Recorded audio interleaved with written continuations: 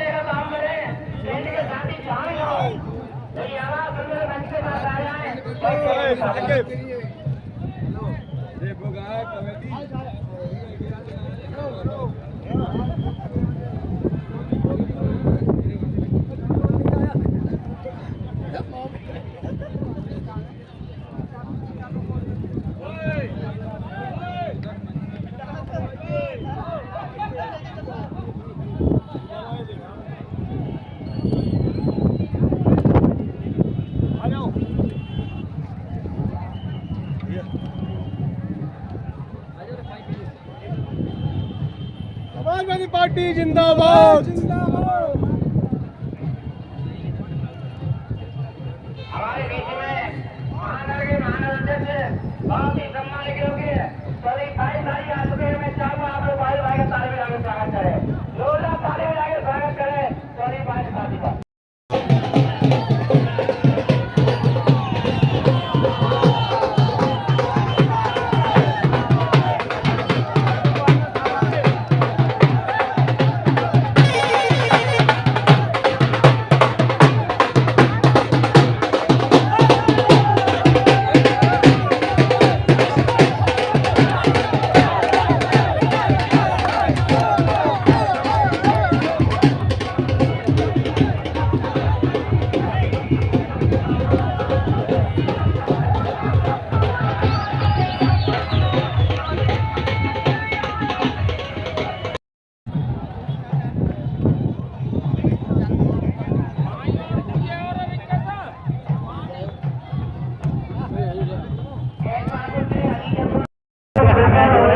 लगभग 3 बजे का समय हो रहा है और आप देख सकते हैं कड़कती धूप में ये लोग ग्राउंड में अपने नेता को सुनने के लिए आ रहे हैं।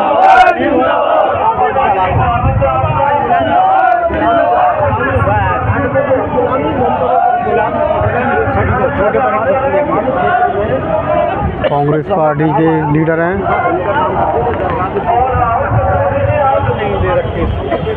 गठबंधन धर्म निभा रहे हैं।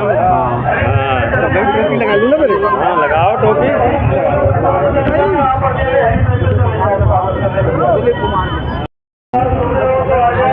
क्या माहौल है सर आपका?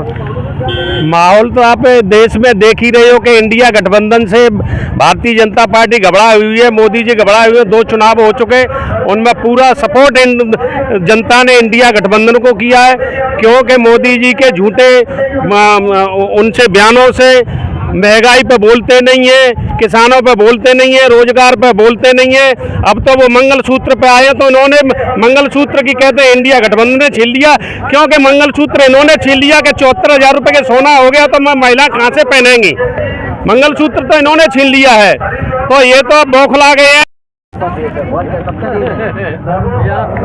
चुनाव जनसभा में आप देख सकते हैं पब्लिक आती चले जा रहे हैं। देखो जितनी मेहनत से आ रहे हो भाई मेरे जिंदाबाद जिंदाबाद समाजवादी पार्टी जिंदाबाद जिंदाबाद जिंदाबाद समाजवादी पार्टी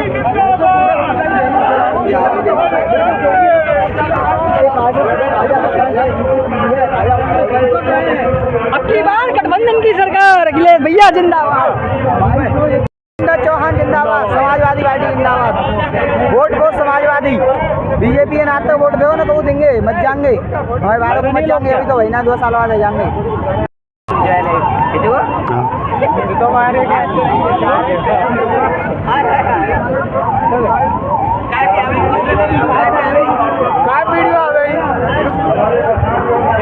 फोटो खींच लो, फोटो खींच लो।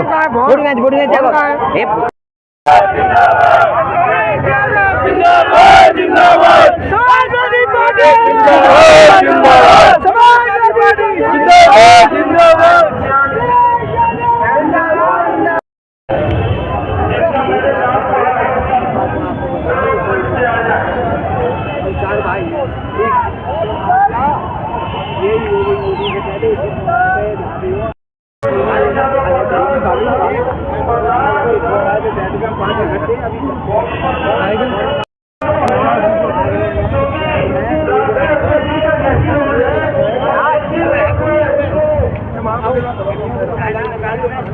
तो दर्शकों आप लोग देख सकते हैं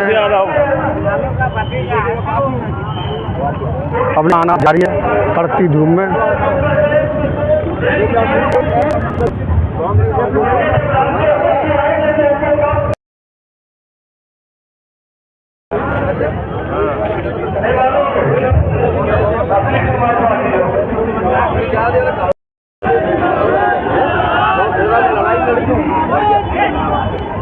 उनको ही खत्म करा देंगे।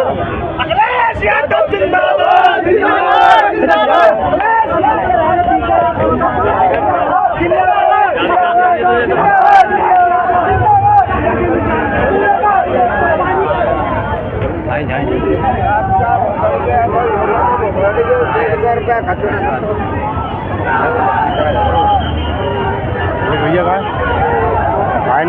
दर्शकों आप लोग देख सकते हैं जो समाजवादी पार्टी के जो समर्थकों के द्वारा ये जन सैलाब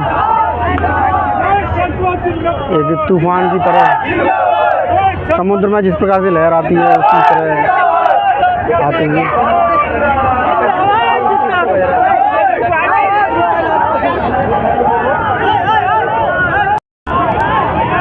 ये जो आगे की टीम आ रही है इसमें आपको दिखाई दे रहा है बहुजन समाज के लोग अपने देश को बचाने के लिए मैदान में उतरते हुए।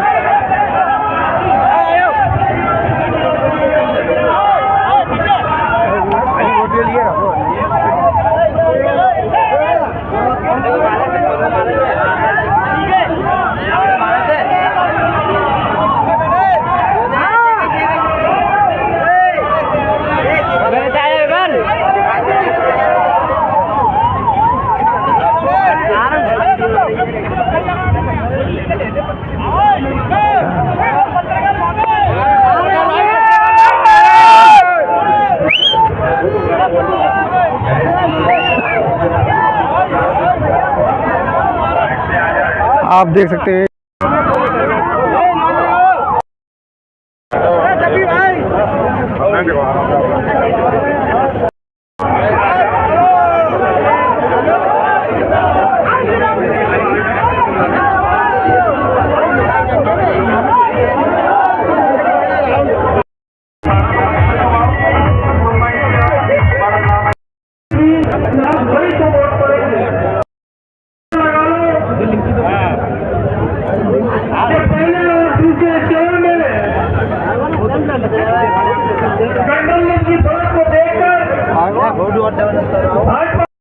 और बैठे मेरे नौजवान बुजुर्ग साथी जो गठबंधन का सपा का झंडा हाथ में उठाकर रात दिन न गर्मी की चिंता, न भूख की चिंता, न पानी की चिंता और क्षेत्रों में जाकर गठबंधन गठबंधन के पक्ष में वोट डलवाने की मांग करते रहे।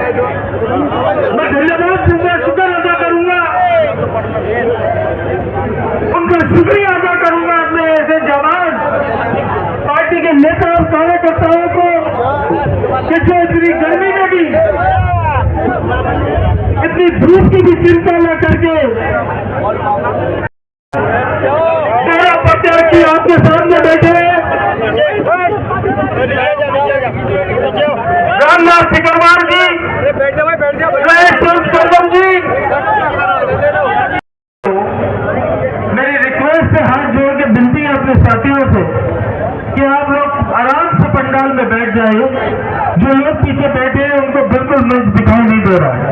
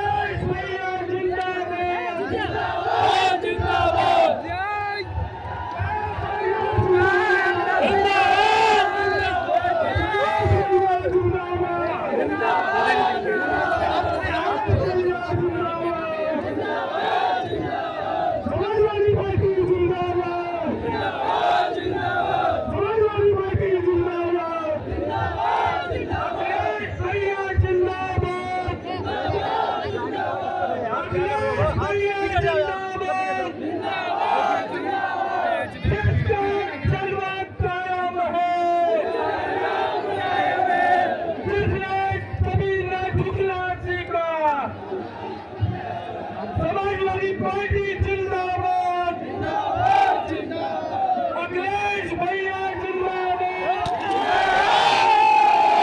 अखिलेश भैया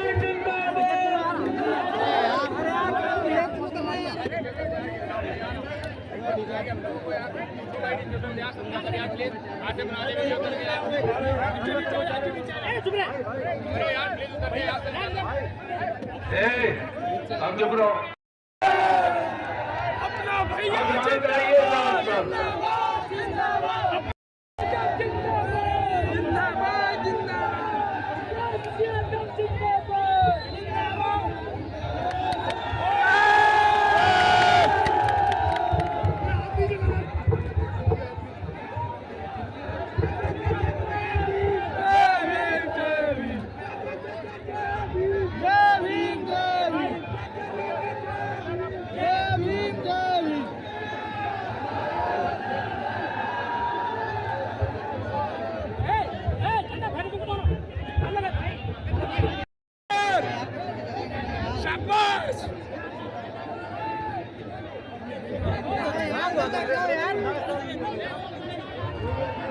मालूम होना चाहिए कौन है।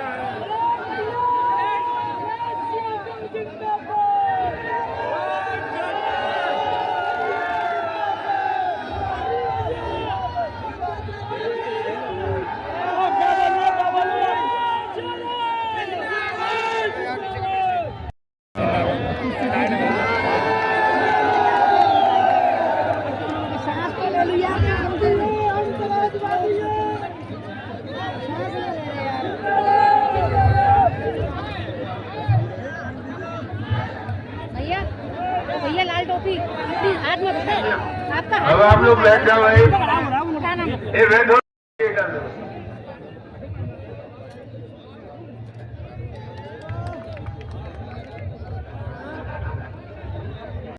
अखिलेश भैया जिंदाबाद, जिसका जलवा कायम है, जिसने कभी न झुकना सीखा। अखिलेश भैया जिंदाबाद।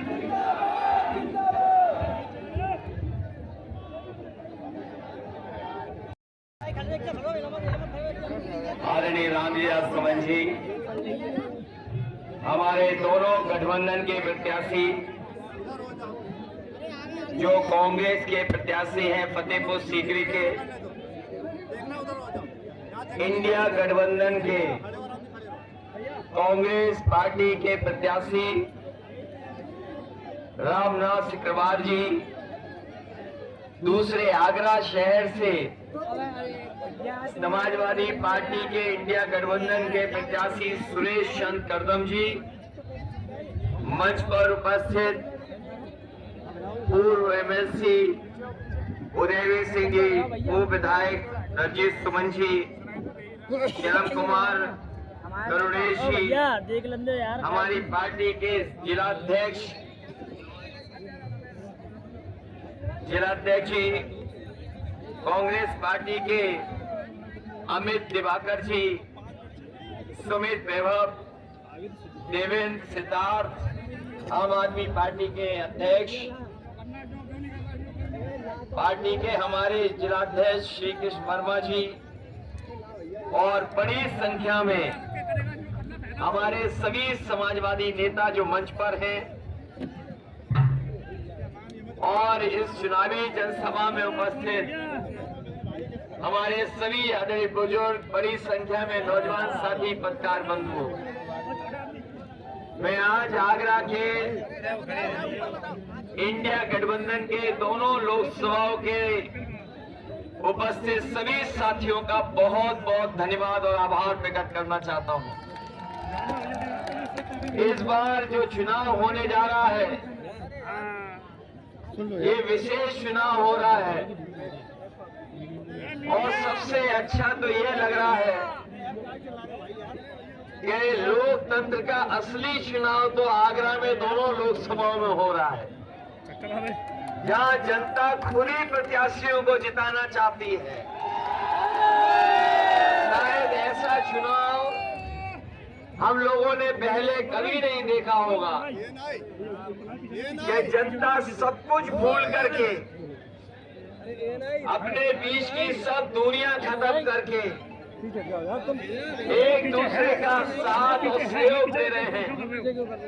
और ऐसा लग रहा है कि जो तीसरे चरण का चुनाव होने जा रहा है, हमारे यहाँ के लोगों को पता लग गया है कि किस तरीके से पहले दूसरे चरण में पश्चिम के लोगों ने इंडिया गठबंधन को जीत दिलाने का,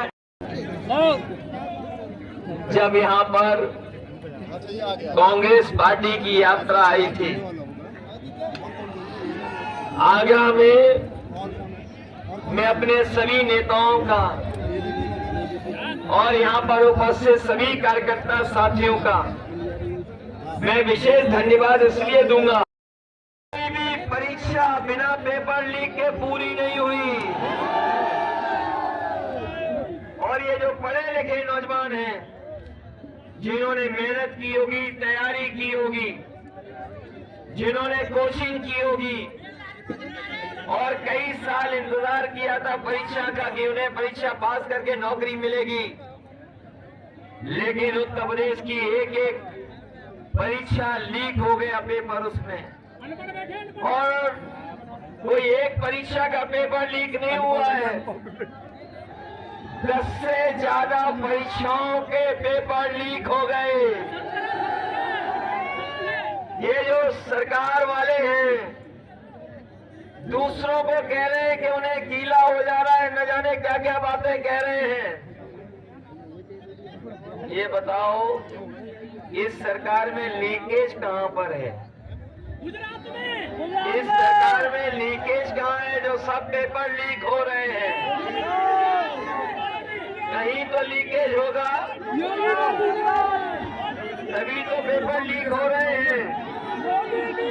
मैं अपने नौजवानों से कहना चाहता हूँ, फार्मूला याद रखना, इस सरकार ने 60 लाख बच्चों का भविष्य छीना है।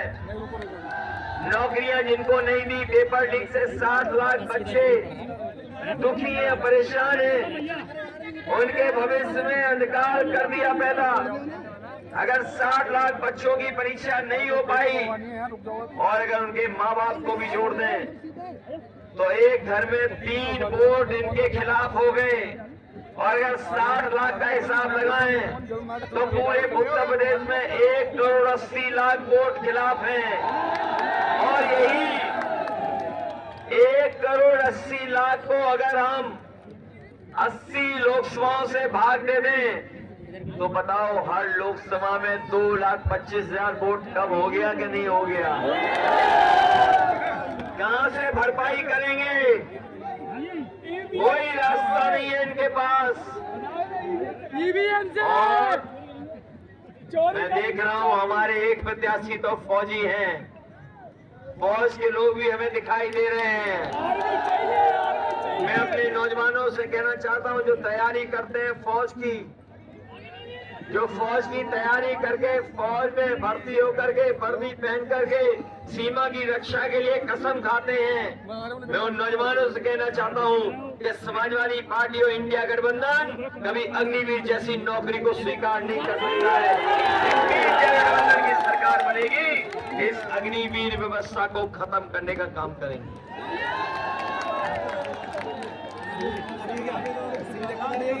ये जो अग्निवीर 4 साल की नौकरी है, इसमें कोई सुविधा नहीं है, कोई इसके भविष्य के लिए चिंता नहीं है। शहीद हो जाएगा तो कोई सम्मान ही नहीं पाएगा। पानी का जहाज का जो बंदरगाह है वो बेच दिया, किसी को नहीं पता था। टेलीफोन की कंपनी बेच दी, किसी को नहीं पता था। ये आउटसोर्स की नौकरी आ रही सरकार में, किसी को पता था क्या? इसलिए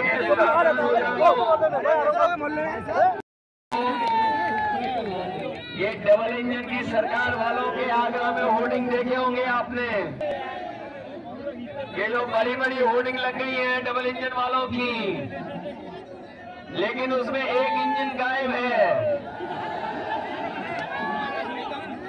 और जो चुनाव लड़ रहे हैं वो इंजन भी नहीं दिखाई दे रहा उन होर्डिंग में। ये वोट किसके लिए मांग रहे हैं सोचिए आप। जब इन डबल इंजन की सरकार वालों पे दूसरा चेहरा होर्डिंग के लिए नहीं है तो जनता के बीच में जब आएगा, जनता के बीच में जब ये आएंगे तो ये अकेले होर्डिंग वाले भी गायब हो जाएंगे। हम अपने किसान भाइयों को कहना चाहते हैं कि समाजवादी और इंडिया गठबंधन सरकार बनाने जा रहा है, आप लोग मदद करें, सहयोग करें।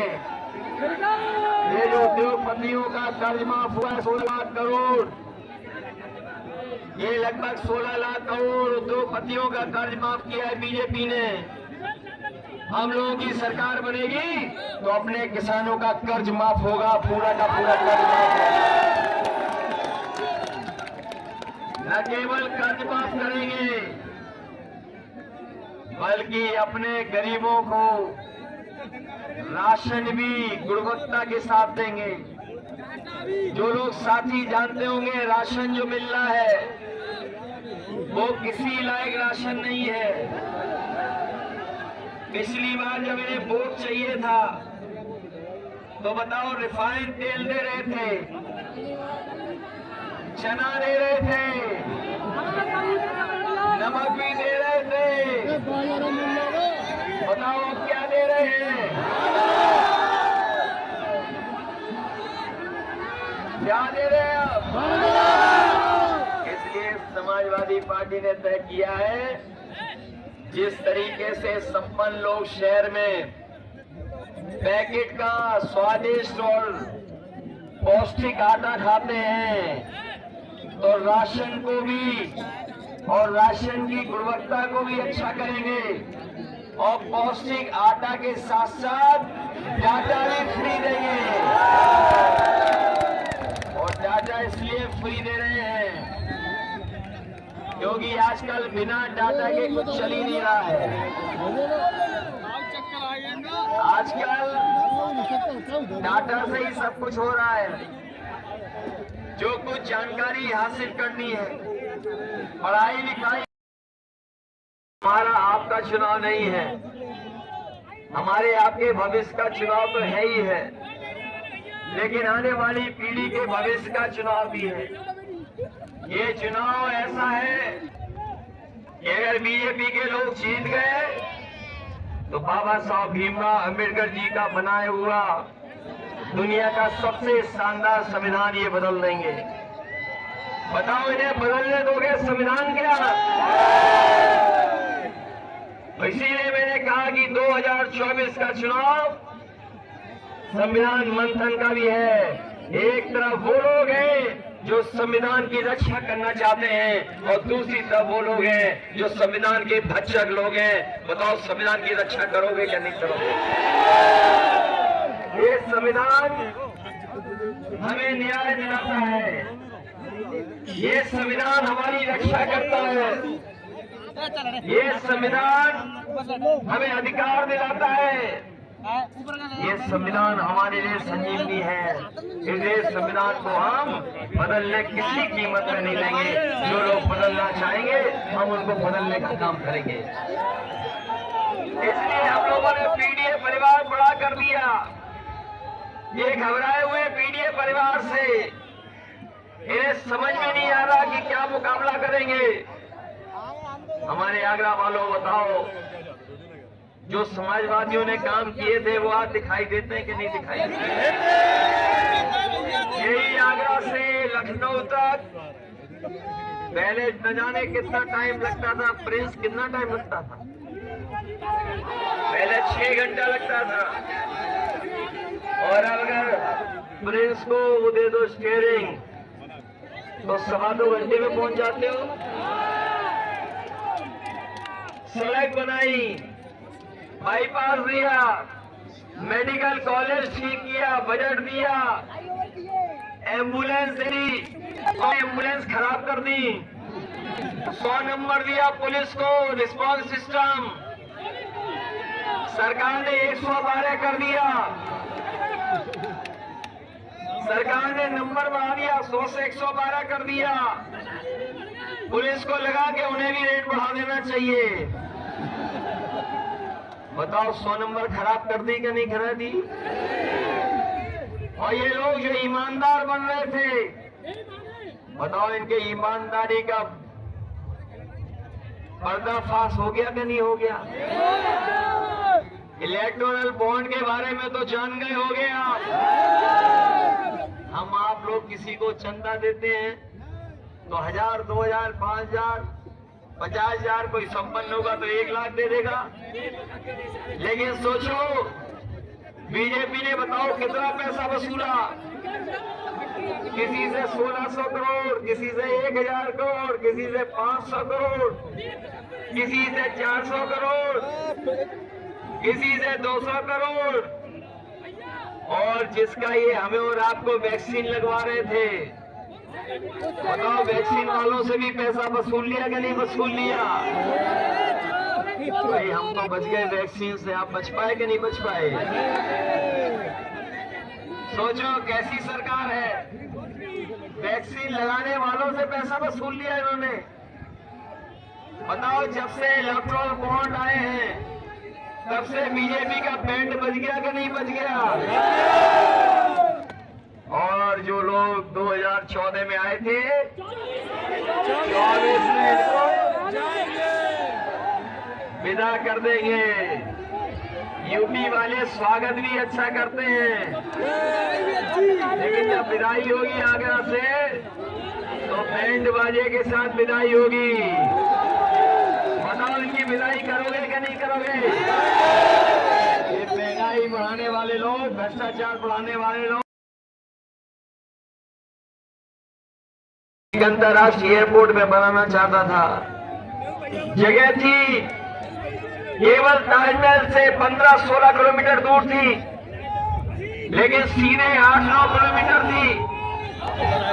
आगरा यमुना के उस पार, यमुना इस पार, आगरा के यमुना के उस पार इन्हें ज्यादा जमीन भी नहीं अधिग्रहण करनी पड़ती।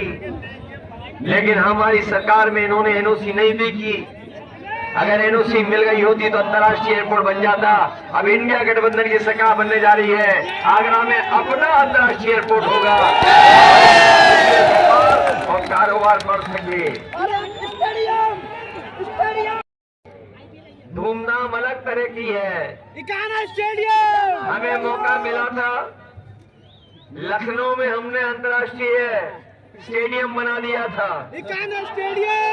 मैं अपने आगरा वालों को भरोसा दिला के जा रहा हूँ, हमारी समाजवादियों की कहीं सरकार बनेगी, सबसे पहले अंतर्राष्ट्रीय अगर स्टेडियम कहीं बनेगा तो हमारा ये अंतर्राष्ट्रीय शहर में बनेगा, जिससे अंतर्राष्ट्रीय स्तर की ट्रेनिंग और खेल हो सके। हम जानते हैं यहाँ के जूते का कारोबार, लेदर का कारोबार बहुत पुराना है। उस समय उद्योगपति और कारोबारी लोग हमसे मिलते में सुविधाएं देना शुरू कर दी थी, बहुत सुविधाएं दी थी, लेकिन नफरत भरी राजनीति करने वाले लोगों ने हमारे जूते के कारोबारी और लेदर के कारोबारियों के साथ अन्याय किया है। यहाँ का कारोबार दूसरे देश में जा रहा है, दूसरे शहरों में जा रहा है।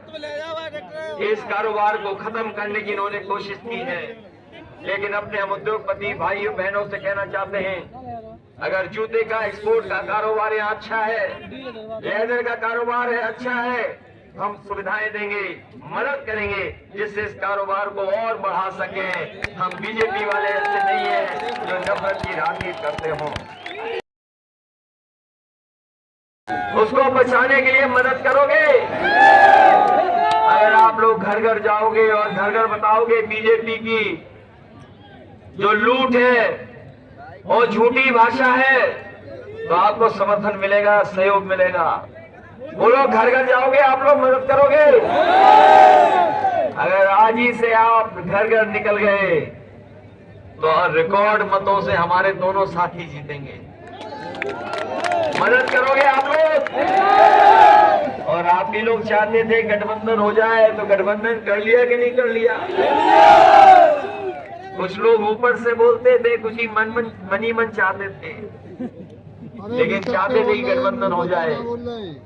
गठबंधन कर लिया हम लोगों ने, इसलिए इस गठबंधन का एक एक प्रत्याशी को आप लोग मदद करना,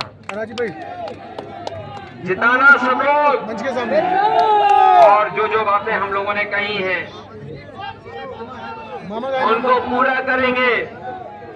और ये लोग जो स्वच्छ भारत और सफाई कर्मचारियों को जब तक सम्मान नहीं मिलेगा, जब तक संविदा सफाई कर्मचारियों को हम विनियमितीकरण की तरफ नहीं ले जाएंगे, तब तक या ठोस कोई उनके लिए योजना नहीं बनाएंगे, तब तक हम सफाई कर्मचारियों से उम्मीद नहीं कर सकते कि वो हमारा ईमानदारी से काम करेंगे। जहां वो ईमानदारी से काम कर रहे हैं, लेकिन जो उन्हें सम्मान मिलना चाहिए, सरकार की जो सुविधाएं मिलनी चाहिए, वो नहीं मिल पा रही हैं।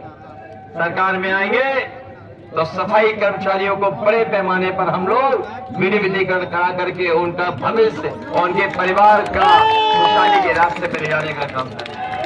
इन्हीं शब्दों के साथ एक बार फिर अपने दोनों प्रत्याशियों के पक्ष में आपसे सहयोग मांगते हुए इन दोनों साथियों को जिता देना, घर घर जाकर के वोट मांगना और घर घर से बुलवा करके इन्हें जिता देना। बहुत बहुत धन्यवाद।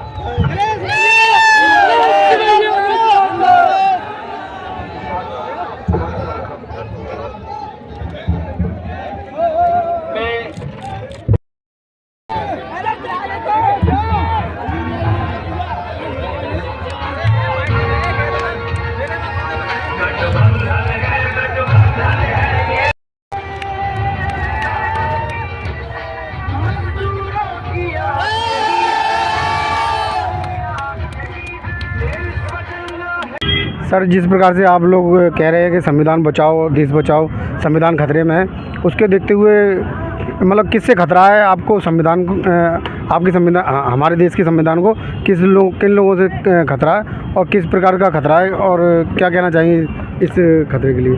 देखिए, वर्तमान समय में जो लोकसभा का चुनाव हो रहा है, संविधान एक उसका मुख्य मुद्दा बन गया है।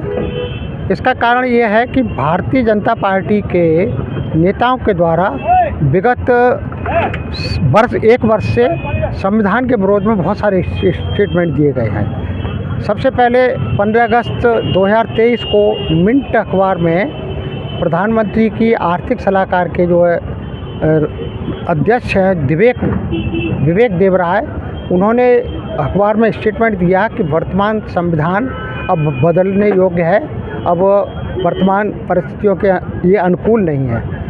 उसके पश्चात कर्नाटका के एक अनंत हेगड़े हैं, बंगलौर से भाजपा के सांसद, उन्होंने भी 2-3 बार स्टेटमेंट दिया भारतीय संविधान को बदलने के लिए। और वर्तमान समय में अभी जो भाजपा के टिकट से लोकसभा का चुनाव लड़ रहे हैं, जैसे राजस्थान से ज्योति मिर्धा हैं, वो भाजपा के वरिष्ठ नेता पूर्व मुख्यमंत्री रहे नाथूराम मिर्धा की नातिन हैं, उन्होंने भी संविधान को बदलने का स्टेटमेंट दिया है। उसके पश्चात मेरठ से भाजपा के कैंडिडेट हैं अरुण गोविल, जिन्होंने रामायण सीरियल में राम का रोल अदा किया था, उन्होंने भी संविधान बदलने के लिए कहा है। साथ ही जो अयोध्या से भाजपा के कैंडिडेट हैं लल्लू सिंह, उन्होंने भी भारतीय संविधान को बदलने की बात कही है। परंतु भारतीय जनता पार्टी के शीर्ष नेतृत्व द्वारा इन नेताओं के विरुद्ध कोई भी कानूनी कार्रवाई नहीं की गई है।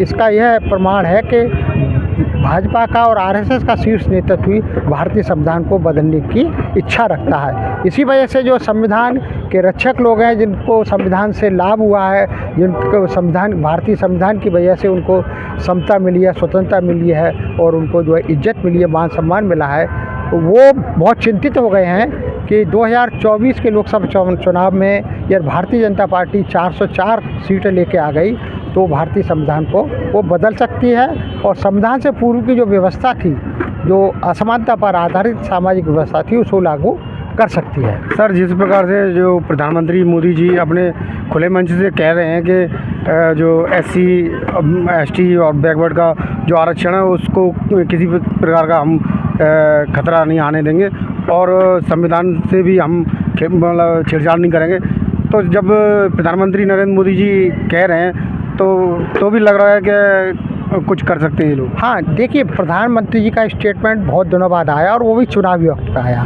उससे पूर्व जब 15 अगस्त को हुए तो काफ़ी समय हो गया और अनंत हेगड़े का स्टेटमेंट था, वो भी काफ़ी समय पहले आया था। तो तब तो प्रधानमंत्री ने कोई स्टेटमेंट नहीं दिया और इन नेताओं के खिलाफ कोई कार्रवाई नहीं की, न चेतावनी तक नहीं दी और इन्होंने ये कह दिया कि उनका व्यक्तिगत स्टेटमेंट है, पार्टी के इसका कोई मतलब नहीं है। और जो भी प्रधानमंत्री दे रहे हैं वो चुनाव को देखते हुए दे रहे हैं और जो संविधान के पक्षधर जो ताकतें हैं और उन्होंने जो पूरे देश भर में जो एक आंदोलन चलाया है, उनसे डर के और उनको ये लगने लगा है कि संविधान के जो रक्षक लोग हैं वो भाजपा के अगेंस्ट जाएंगे, वोट करेंगे और देश का माहौल भाजपा के खिलाफ होगा, तब वो ये इस तरह का स्टेटमेंट दे रहे हैं। और फिर भाजपा के और आरएसएस के लोगों पर हम लोग ज़्यादा विश्वास नहीं कर सकते, क्योंकि हम लोगों को याद है 1992 में जब बाबरी मस्जिद टूटी थी, तब उस समय के तत्कालीन मुख्यमंत्री थे कल्याण सिंह ने कोर्ट में एफिडेविट दिया था कि बाबरी मस्जिद को हम टूटने नहीं देंगे, परंतु जब वहाँ मोब आया तो सरकार ने उसकी सुरक्षा की कोई व्यवस्था नहीं की और बाबरी मस्जिद तोड़ दी। तो नेताओं के इस तरह के स्टेटमेंट से पर हम लोग विश्वास नहीं करते। आज की न्यूज़ आपको पसंद आए तो लाइक करें, शेयर करें, कमेंट करें,